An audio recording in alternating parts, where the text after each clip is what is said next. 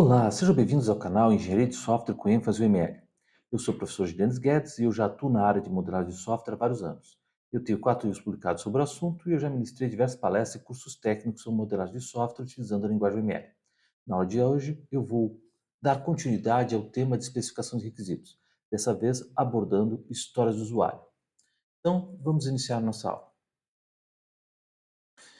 Então, na aula anterior, eu comecei a falar sobre especificação de requisitos. Então, nessa aula, eu vou abordar um tipo de especificação de requisitos representado por histórias do usuário. Histórias do usuário não deixam de ser uma forma de especificação de requisitos, ainda que simples. Esse tipo de especificação é muito popular dentro dos métodos ágeis. Então, vamos iniciar a nossa aula com uma pequena historinha do Gilbert. Ele vai falar sobre User Histories, ou histórias do usuário. Então, o Gilbert é esse rapaz no canto esquerdo do quadrinho. Então, aqui está escrito Extreme Programming, porque foi na programação extrema, no processo de desenvolvimento XP, ou Extreme Programming, que as histórias do usuário foram criadas. Então, à direita tem uma parte interessada que apresenta uma lista de funcionalidades que ela deseja. E o Gilbert está examinando essa lista. E ele fala: eu não posso te dar todas essas funcionalidades nessa primeira versão. Em inglês, funcionalidades são normalmente representadas pela palavra features.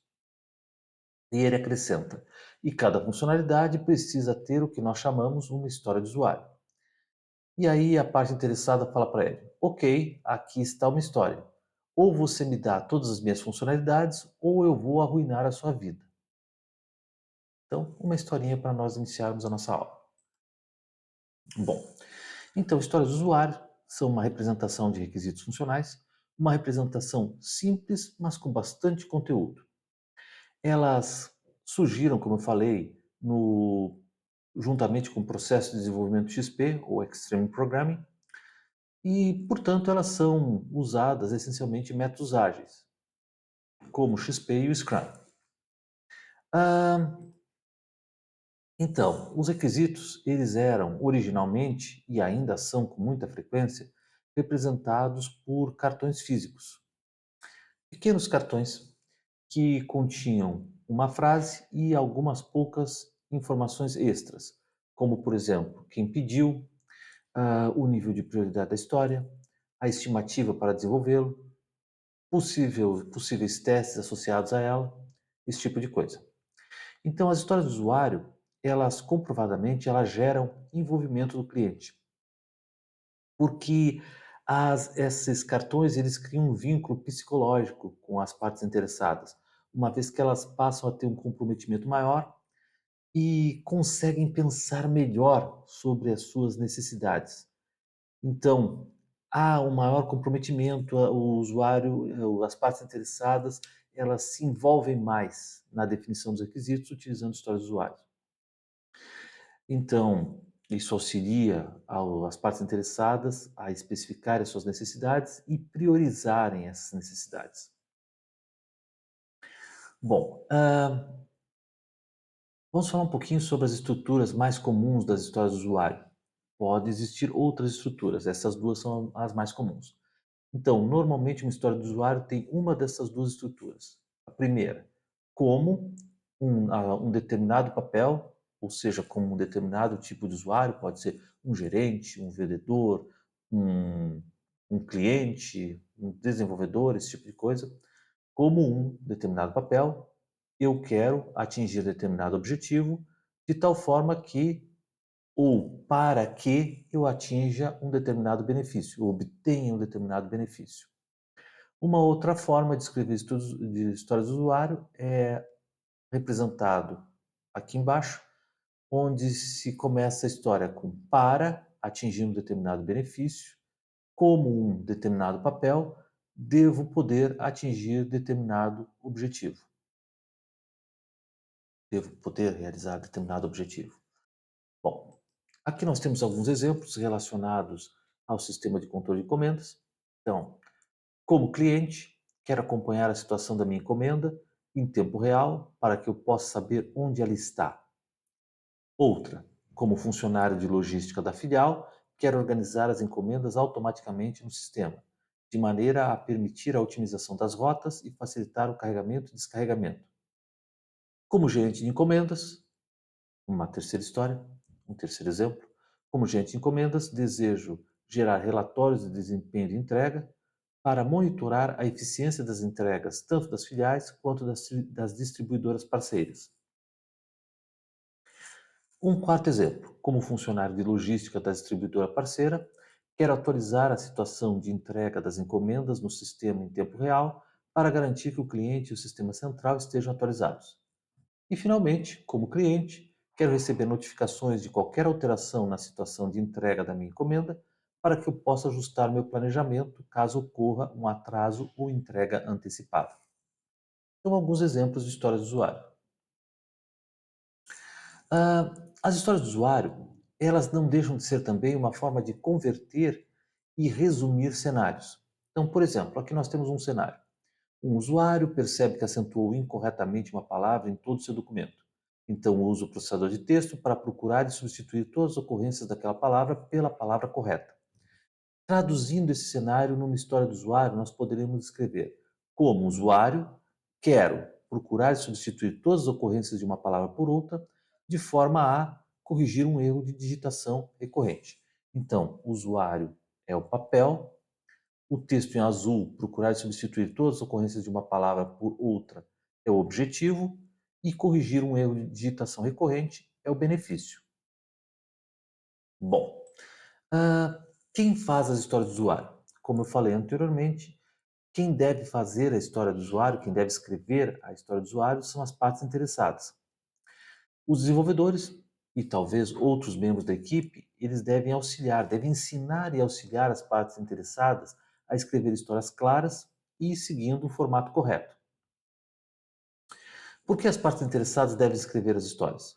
Porque isso permite que elas raciocinem melhor sobre a funcionalidade que elas desejam, cria um vínculo psicológico com o cartão no momento que elas o escrevem, elas se sentem mais responsáveis com relação a esse cartão, conseguem pensar mais, se sentem mais obrigadas a transformar conceitos vagos em conceitos concretos.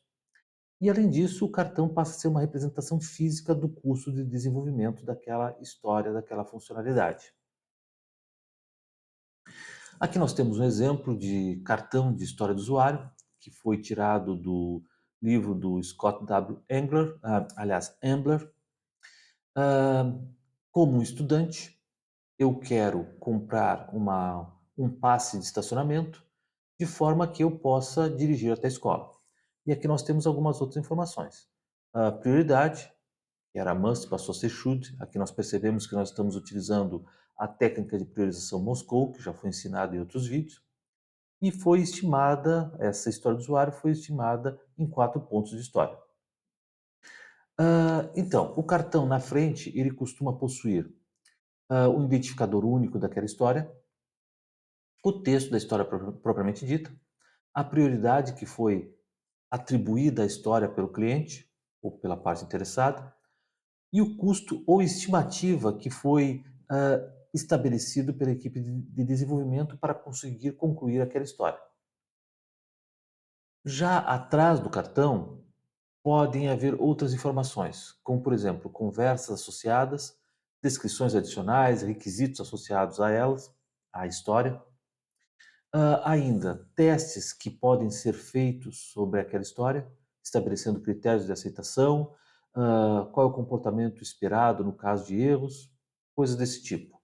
E também outras informações opcionais, mas que podem ser bastante úteis, como estabelecer quem é o dono da história, ou seja, quem pediu a história, e o seu contato, e a data que a história foi criada. O que isso permite? Isso permite rastreabilidade para trás. Isso permite determinar quem pediu, quando pediu e, eventualmente, por que foi pedido. O porquê eu consigo determinar na parte da frente do cartão, no benefício que se espera. Isso permite cobrar responsabilidades. Uma vez que eu sei quem pediu, eu vou atrás dessa pessoa e pergunto por que tu pediu essa história, se essa história ainda está válida, e eu consigo determinar o porquê dela ter sido solicitada. Ah, Aqui nós temos uma figurinha representando as características de uma boa história de usuário, que é representado pela sigla INVEST. INVEST representa as 6 características de uma história de usuário. Ou seja, uma história de usuário precisa ser independente, negociável, valiosa, estimável, pequena e testável. Vamos falar um pouquinho sobre cada uma dessas características. Então, ah, com relação à independência, toda história precisa ser independente das demais. Então, ela deve ser, isso permite que ela seja desenvolvida e testada de maneira isolada e evita que ela dependa de outras histórias, que outras histórias sejam concluídas e e essa dependência pode atrasar o trabalho, o desenvolvimento da história propriamente dita. Uma história ela tem que ser negociável, ou seja, ela pode sofrer modificação em termos de prioridade, em termos de objetivo, em termos N formas de negociação. Ela pode ser diminuída, por exemplo. Então, uma boa história de usuário, ela deve ser aberta a discussões pode ser e deve permitir que ela possa ser refinada. Essas discussões, elas costumam ocorrer entre o Product Owner, ou seja, o representante das partes interessadas e a equipe de desenvolvimento. Eh, o Product Owner normalmente pode ser um executivo ou um usuário-chave que tem conhecimento sobre o domínio do problema. É ele que estabelece a o Product Backlog, ou seja, o conjunto de funcionalidades que, hã, fazem parte, deverão ser, hã, atendidas pelo sistema. Também é ele que dá a palavra final sobre o Sprint Backlog, ou seja, quais funcionalidades, serão desenvolvidas em um determinado sprint. Ele faz parte da equipe, o Product Owner faz parte da equipe, mas ele não é um desenvolvedor. Ele é um usuário com conhecimento e ou autoridade para, estabelecer as funcionalidades do sistema e tratar com as outras partes interessadas. Então, uma boa história de usuário, ela deve ser aberta a discussões, deve ser possível refiná-la, e essas discussões e refinamentos ocorrem entre o Product Owner e a equipe de desenvolvimento. Ela não pode se tornar um requisito rígido, ela tem que ser aberta a mudanças. Isso permite que a história possa ser adaptada no momento que houverem mudanças de necessidade, surgirem novas ideias, esse tipo de coisa. Uma história ela precisa ser valiosa. Isso significa que ela precisa agregar valor aos usuários finais e ou ao cliente, o que justificaria o esforço de seu desenvolvimento. Então, a equipe ela se concentra em tarefas que impactam positivamente o produto e a experiência do usuário. Ainda, uma boa história ela é estimável. Eu preciso ser capaz de determinar quantos pontos de história aquela história vai ah, necessitar, quantos pontos de história serão necessários para implementar aquela história. Então, para isso, a história ela precisa ser clara e detalhada para que possa ser feita essa estimativa de esforço. Se eu não consigo estimar quanto tempo eu vou levar para desenvolver uma história, então essa história ela pode ser uma história épica, pode ser uma história grande demais ou uma história vaga demais, que possivelmente precisará ser dividida ou melhor refinada. Uma história de usuário ela deve ser pequena, ou seja, ela precisa ser suficientemente pequena para que possa ser concluída dentro de um ciclo de iteração. Em um sprint, por exemplo, se estivermos utilizando Scrum. Então, isso impede que a história ela ocupe várias iterações e aumenta a capacidade de entregar valor continuamente. Finalmente, uma boa história do usuário, ela precisa ser testável. Então, cada história deve ter seus critérios de aceitação claros, o que permite que a equipe determine se a funcionalidade realmente atende ao objetivo ao qual ela se destinava, e isso aumenta a confiabilidade e qualidade do sistema, aumenta a satisfação do cliente e permite validar o que foi implementado, garantir que realmente aquela história ela atende o que foi solicitado, o que foi estabelecido. Falar rapidamente sobre histórias épicas. Histórias épicas são histórias grandes demais que muitas vezes precisam ser divididas em histórias menores. Então, aqui nós temos um exemplo. Ah, Temos uma história para um sistema de reserva de viagens. Então, como um comprador, eu quero poder planejar minhas férias para me divertir com a família. Bom, aqui nós temos alguns problemas com essa história. Quanto tempo se demora para implementar essa funcionalidade? É muito difícil estabelecer isso, porque a história está ampla demais. Planejar minhas férias é algo muito amplo. Quantas tarefas estão envolvidas nisso? É difícil saber. Isso é realmente um requisito de sistema? Essa é uma história épica. Na verdade, ela precisa ser dividida em histórias menores. Ela não satisfaz o requisito invest, ou seja, ela não tem as características de uma boa história de usuário. Então, falar um pouquinho sobre estimativa de histórias. As histórias elas precisam ser estimadas em pontos de história, ou story points, pela equipe de desenvolvimento.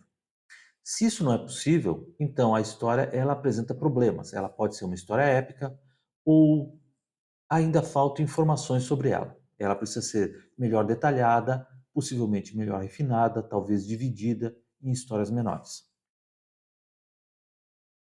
Então, hã, um ponto de história é uma medida, de estimativa, mas essa medida ela não é, vamos dizer assim, hã, totalmente estabelecida, ela não é rígida, é uma medida bastante flexível. E essa medida ela varia de instituição para instituição, de equipe para equipe ou de projeto para projeto. Então, um ponto de história pode ser equivalente a um dia ideal de trabalho de um desenvolvedor ou ao custo de uma pequena história que serve como base, como referência, ou, o que não é recomendado, uma hora de trabalho, por exemplo. Depois que as histórias elas forem estimadas, então elas devem ser priorizadas pelas partes interessadas. Então aqui pode-se aplicar técnicas de priorização, como por exemplo a técnica Moscou, que já foi ensinada em uma outra aula. E nós concluímos essa breve introdução sobre histórias do usuário. Eu espero que vocês tenham achado essa aula útil, espero que vocês tenham gostado desse vídeo. Se vocês gostaram desse vídeo, eu peço que vocês curtam esse vídeo, compartilhem com quem possa ter interesse nesse assunto. E se ainda não estão inscritos, eu peço que se inscrevam no canal. Obrigado pela atenção. Nós nos vemos nas próximas aulas.